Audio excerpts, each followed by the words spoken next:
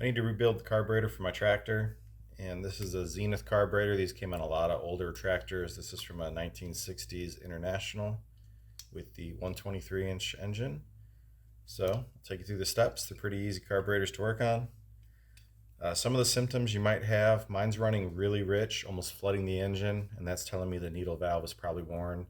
The replacement valves are rubber tipped. This is the kit I'm using. And this comes with all the pieces you'll need. Go ahead and get started. It's these 4 large screws. You just undo those and the 2 halves will come apart.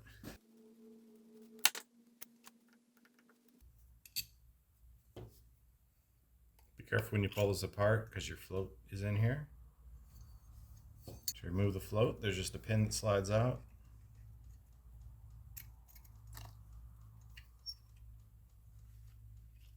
And there's a gasket and a venturi. And this is our culprit right here. So a lot of times these little guys will get worn right on the tip there. And they'll just keep filling the bowl up and overfill it, and then you have some issues. So since I have all this apart, I'm going to clean the whole thing completely. So I'm just going to unscrew all the different pieces that have passageways to clean. Kit comes with a new top gasket, so this one's trash anyways. The other problem I think I'm having is I think I have just junk down in my passageways, and that's from extra rust in the gas tank. This bolt here just covers a passageway, and there's a jet down inside there, so I'm just going to open it up so I can clean through there. And same with this bottom. That just gives you access to clean inside there.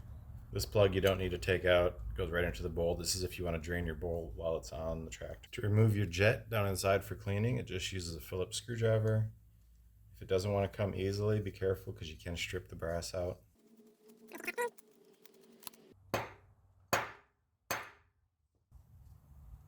And there it is there. It has a small gasket on it I'm going to replace. That's up to you how far you want to go with your rebuild.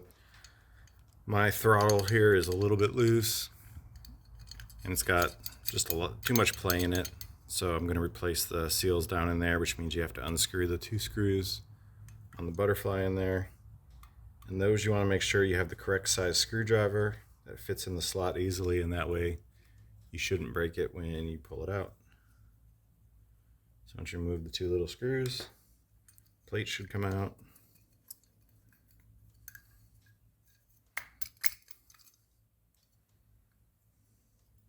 And then the shaft should slide out the end.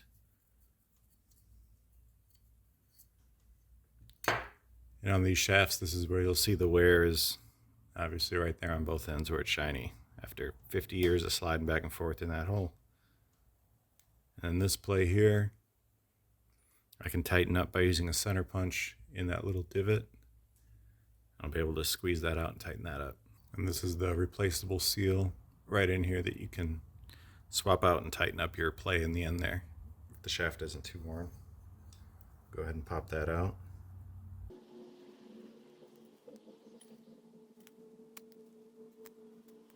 You can see the felt packing in there is pretty deteriorated.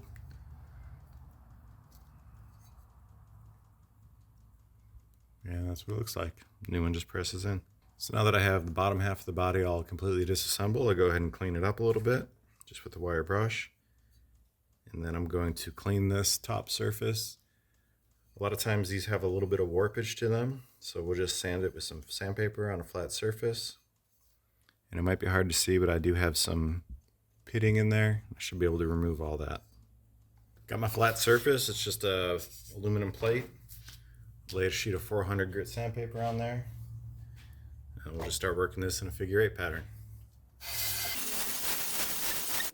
You can see already I've got some shiny surfaces, which are my high points, so there is indeed a little bit of warpage to this guy. So I'll just keep going until I've got a pretty consistent finish on all this.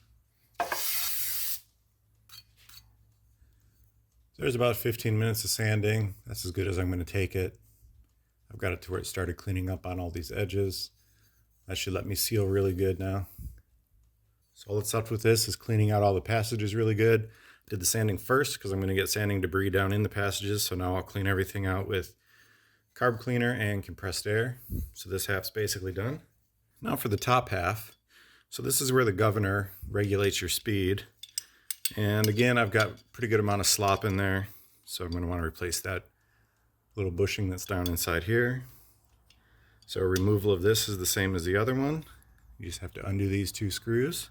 Again, being careful when you undo these because they are brass, so you want to make sure you got the right size screwdriver. And there's our little felt bushing again. Get that guy popped out and replaced. So on the top section, depending on the carburetor, there's a couple different ways they did this. This one's riveted on, this little plate for the float. So because it's riveted, I'm not going to remove it and polish this top surface like I did the bottom surface. And you can remove it. You could drill and tap it and you could put screws back in. Some of these came with screws. You can just remove that seat, and then you can polish it the same. So I'm just going to clean this up as best I could without dishing it or warping it worse. But with the other surface flat, it should work out pretty good. So all that's left on this is to clean all the passages out really good with carb cleaner, compressed air. So we'll come back when I've got these 2 pieces cleaned up. All my parts are cleaned up. I hit it with brake cleaner, made sure I blew down every single little passage. This is one you want to watch, especially this goes to these 2 little passages way down in there. And that has to do with your idle. And your idle screw goes right through there. So you want to make sure those are really clean up in there. First thing I'm going to do is reinstall my packings for my 2 butterflies. So these are the new packings. They just have a little piece of felt and a brass cup. Goes inside there. They're both identical.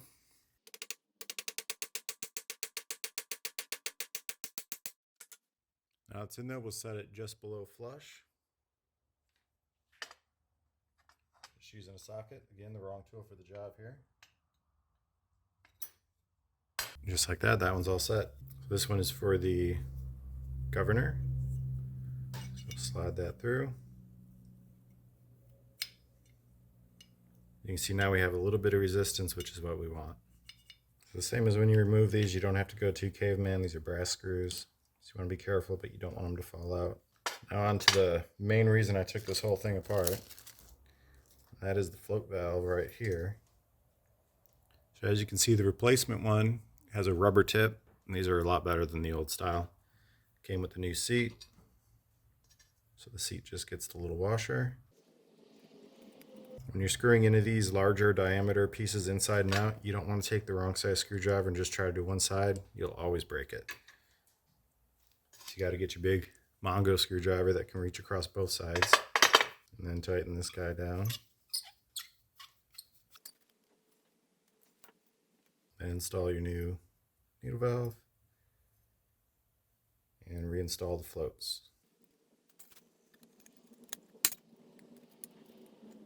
Now I'm ready to adjust my floats right here. So here's the manual I'm using, and this covers, there's the part number. This covers a lot of the gas models from this era. In the carburetor section, here's the carburetor, here's the different models and which carb they came with. I've got a Zenith and 240 gasoline. So the float setting is 1 and 5/32. And I'll just scroll this real quick if you just need this information and don't want to buy the book. There you go. Pause the video and look at the one you have. So 1 and 5/32 is my measurement. And so that measurement is from this surface down here to the top edge of the float without the gasket on there. My gasket's already installed, so it's fine. I'm just going to measure the gasket thickness and subtract that amount. So my gasket thickness is 40 thousandths. 1 and 5/32 is 1.156. And then we'll subtract 40 thousandths. And we're right there. So there's our float measurement. So you can see we're off by about 1/4 inch, which means my bowls won't fill up as much as they need to. So all you got to do is kind of hold this and give it a little bit of a bend. Now we're off by about 3/16.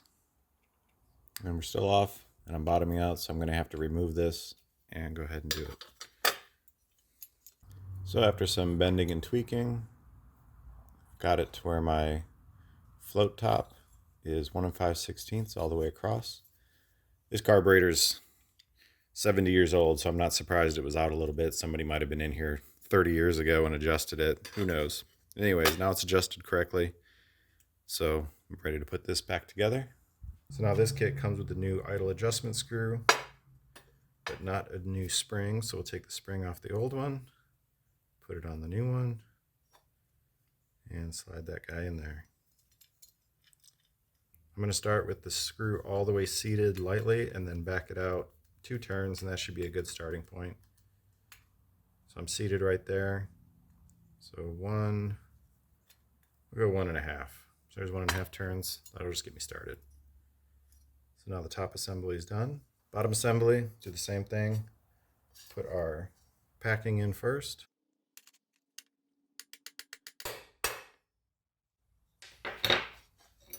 Now before you install your butterfly valve here, you want to make sure you've got your choke cable bracket installed, because you won't be able to put it on afterwards. Then we can slide our shaft in and install our butterfly.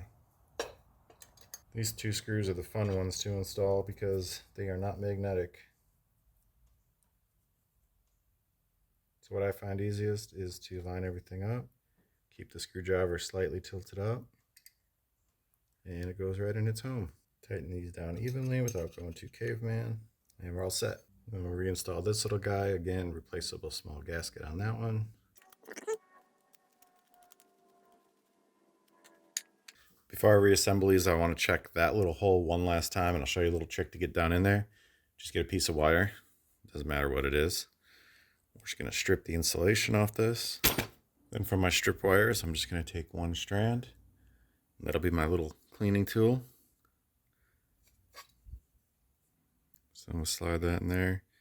Just to double check, make sure nothing's blocking this, because this will affect your idle. So that's completely clear. You can check your other passages the same way, but they're larger, so conventional brushes work with those. Now my 2 halves are ready to go back together. Here's the old gasket. I left this together intentionally so you can see which way the venturi goes. And I'll just take my new gasket, align it the same way, and swap the venturi over.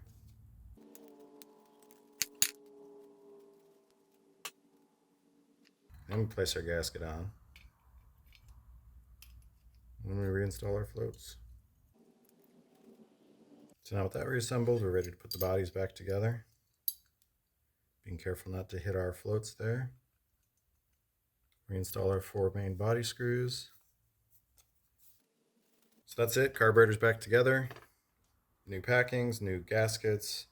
Everything's cleaned out really good, all my little passageways. So now we're ready to put this back on the tractor, and that's it for rebuilding one of these Zenith carburetors.